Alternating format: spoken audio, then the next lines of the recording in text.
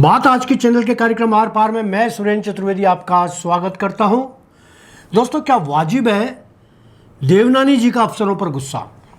मोटी खाल के सिर्फ गैंडे ही नहीं होते। राजस्थान विधानसभा के अध्यक्ष वासुदेव देवनानी का गुस्सा वाजिब है। जब आता है अफसरों पर आता है, हर बार आता है, न चाहते हुए भी आ ही जाता है। अजमेर के अफसर शायद मोटी खाल के हैं। वैसे सबसे मोटी खाल गेंडे की होती है। अब अफसरों की खाल मोटी है या गेंडों की, यह तो कोई शल्य चिकित्सक ही बता सकता है। अजमेर के अफसर दरअसल देवनानी जी के गुस्से से पूरी तरह वाकिफ हो चुके हैं। उनकी गलतफहमी यह है कि वे सोचते हैं कि माननीय सिर्फ फुफकारते हैं, डसते नहीं हैं। यही वजह है कि अफसर उनकी सारी डांट डपट सुनने के बाद मुस्कुराते हुए अपने अपने ऑफिस पहुंच जाते हैं, जहां उनकी मोटी खाल फिर एयर कंडीशनर में ठंडक महसूस करने लगती है। गहलोत साहब ने पायलट जी को क्या सोचकर नकारा और निकम्मा कहा, मैं नहीं जानता, मगर अजमेर के अधिकारियों के लिए ये शब्द ज़्यादा औचित्यपूर्ण लगते हैं। सीधे साधे देवनानी जी शायद अभी इन अफसरों की इस महान मानसिकता से वाकिफ नहीं। हर बार की तरह उन्होंने कल फिर सर्किट हाउस में अफसरों की कक्षा लगा ली। फिर अजमेर विकास प्राधिकरण के कोमल काया धारी अफसर माननीय जी की आज्ञा पालन करने हेतु पहुंच गए। उनको पता था कि माननीय जी उनको क्यों बुलाया है। हर बार जो एजेंडा होता है वही होगा, यही उनको पूरा यकीन था। यह भी यकीन था कि वे पिछले आदेशों की प्रगति रिपोर्ट मांगेंगे, और वे सब यह भी जानते थे कि उनका क्या बहाने बनाने हैं। माननीय जी ने भी तो वही किस्से दोहराए, वही सवाल कि अमुक काम का क्या हुआ। अफसरों का भी वही पुराना नाटकीय जवाब, मोटी खाल पर एक परत और चढ़ाकर ढाक के 3 पात करते हुए समा याचना वाली खींच। अजमेर विकास प्राधिकरण, अजमेर के विकास की मालगाड़ी पटरी पर मरम्मत चल रही है, सो तेज कैसे हो सकती है? यह मामूली सी बात भी माननीय जी क्यों नहीं समझ रहे? पिछले 1 साल में प्राधिकरण के अफसरों ने कितनी फाइलों का निपटारा किया, जरा कोई पूछे?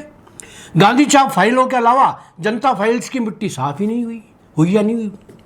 हर बार माननीय देवनानी जी शहर की सेहत को दुरुस्त करने के लिए आदेश देते हैं और उम्मीद करते हैं कि सकारात्मक परिणाम सामने आएंगे, मगर हर बैठक में सिर्फ खीसें निपोर कर चाय की चुस्कियां लेते हुए अफसर उल्टे पांव लौट जाते हैं। क्या कभी किसी ने सोचा कि अफसर ऐसा क्यों कर रहे हैं? माननीय जी की फटकारों से डर क्यों नहीं रहे? जनता के कामों का निपटारा करते क्यों नहीं?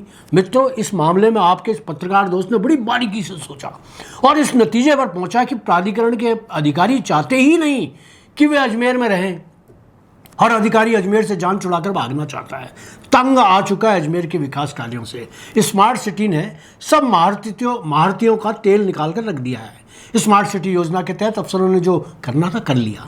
अब करने को बचा ही क्या है? जीवन हो गया, अब दोने उठे पत्तल कौन उठाए? आधे काम तो अदालत ने तोड़वा दिए, आधे बारिश ने।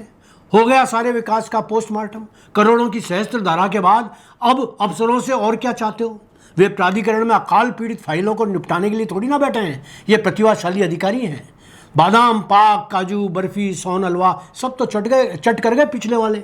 7 wonders, food court, pathway, elevated road सब बना देने के बाद अब माननीय अफसरों से चाहते क्या हैं? सड़कों नालों के लिए डांट थोड़ी ना सुनेंगे अब ये अफसर। माननीय जी, नाक आप इन अफसरों को डांटते फटकारते हो। ये चिट्ठी उंगली पर डैश वाले नहीं है। तबादलों से बेखौफ बैठे इन अफसरों को अब रोको मत, जाने दो। रोका तो बदअजमी और अजीर्ण हो जाएगा इनको।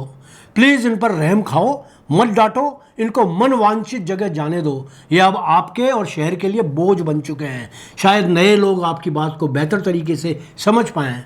मेरा तो आपसे यही आग्रह है। फिर आप जानो और जनता जाने और अफसर जाने। धन्यवाद।